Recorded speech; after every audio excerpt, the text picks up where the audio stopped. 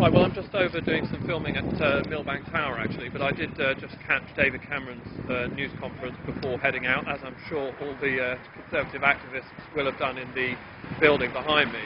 And it was a pretty impressive performance. It was punchy, it was passionate. There were two reservations, I guess. One is that on the issue of lobbying, where he did put forward some concrete proposals to try and tighten the system, he did not withdraw the whip from Sir John Butterfield. That, of course, is something that Labour will seize on as an example of him not taking such steely action as did the Labour Chief Whip and Chairman of the party last night, although he did make it clear that Butterfield will not be able to enjoy a long and prosperous career in the House of Lords as he had hoped.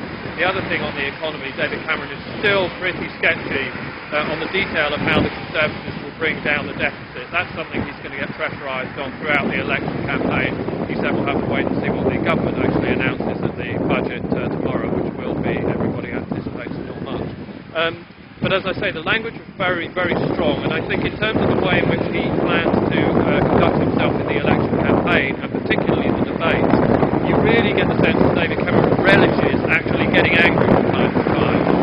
We saw it at Prime Minister's questions a couple of weeks ago, where he seized on Labour heckling. We saw it again today, where he accused the party of lies, of sending out leaflets full of lies, saying that the Conservatives would actually get rid of the winter fuel tax allowance and other measures that would negatively impact pensioners.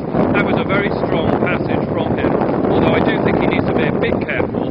I think he perhaps overreached himself a bit when he said that they are appalling people, referring to the Labour government. The sooner they're out of government, the better. Well, he may feel they're appalling people, but there are voters out there who are trying to make their minds up at the moment, who are not sure whether they want to vote Labour, whether they want to vote Conservative, and see maybe a few shades of grey there.